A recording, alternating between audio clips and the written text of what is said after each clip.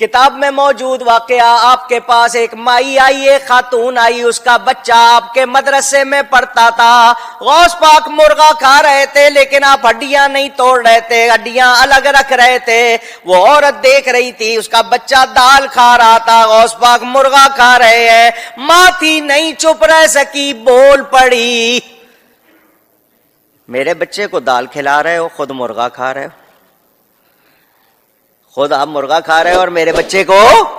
دال کھلا رہے ہو۔ غوث پاک اس کی بات سنتے، جب مرغا کھا لیا آپ نے ہڈیوں پر ہاتھ رکھا، فرمایا قم بِإِذْنِی، اٹھ میرے حکم سے، وہ مرغا زندہ ہو گیا۔ فرمایا جب تیرا بیٹا اس شان کو پہنچے گا تب مرغا کھلائیں گے، ابھی اس کو دال کھانے دے، ابھی اس کی تعلیم کا وقت ہے، جب اس شان کو پہنچ جائے گا پھر اس کو بولے مردے زندہ کیے یا نہیں کیے اونچی۔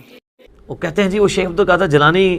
کو ایک عورت ملنے کے لیے آئی تو وہ خود مرغی کھا رہے تھے اور اس عورت کا بچہ جو ان کا اسٹوڈنٹ تھا وہ روکی سوکھی کھا رہا تھا، تو اس عورت کے دل میں بات آئی کہ یہ کیا،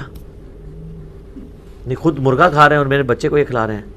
کہتے ہیں جب انہوں نے مرغی کھا لی نا تو جتنی ہڈیاں وہاں پڑی ہوئی تھی نا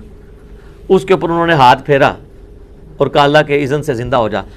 فرمایا آپ نے ہڈیوں کو قمی باذن اللہ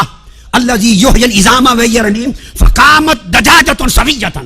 آپ نے ہڈیوں سے کہا کہ ہڈیوں دوبارہ مرغا بن کے کھڑی ہو جاؤ۔ یہ جو شریف لوگ ہیں وہ یہ کہتے ہیں قم باذن اللہ، جو بدماش قسم کے بزرگوں کے ماننے والے وہ کہتے ہیں انہوں نے کہا قم باذنی، میرے حکم تو زندہ ہو جا۔ فرمایا قم بِإِذْنِی، اٹھ میرے حکم سے، وہ مرغا زندہ ہو گیا۔ تو مرغا جو ہے نا وہ زندہ ہو کے تو وہ کٹ کٹ کٹانگ کرتا ہوا وہاں سے بھاگ گیا۔ انہوں نے کیا کہ جدو تیرا منڈا اس لیول تے پہنچے گا نا وہ بھی ککڑ کھا لے، یعنی جب تیرا بیٹا بھی اس بزرگی پہ پہنچ جائے گا نا اب وہ بھی پھر مرغا کھا لے۔ تو جان کی مان پاؤں تو عرض کروں کہ ہمارے نبی علیہ السلام تو پوری زندگی روکھی سوکھی کھاتے رہے،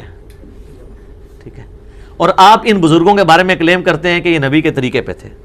تو نبی علیہ السلام کا یہ طریقہ تھا، اس طریقے سے وہ ایجوکیٹ کیا کرتے تھے لوگوں کو۔ ویسے نبی علیہ السلام سے مرغی کھانا بھی ثابت ہے، بخاری مسلم میں حدیث ہے، لیکن شاید وہ ایک دفعہ ہی مرغی کھائی ہوگی آپ نے، آپ کی زندگی تو بڑی یعنی فقر کے اندر گزر رہی تھی۔ دوسرا، حضرت ابراہیم کو تو یہ معجزہ نہیں ملا ہوا تھا، عیسیٰ علیہ السلام کو بھی ملا ایز اے اسپیشل، لیکن اس میں بھی ساتھ ہے بِإِذْنِ اللہ، بِإِذْنِ اللہ کے ساتھ مردے کو زندہ کرنے کا معجزہ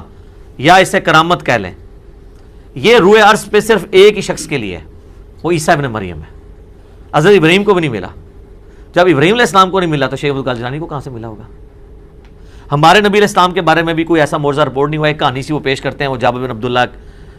نے دعوت کی تو وہ کہتے ہیں وہاں پہ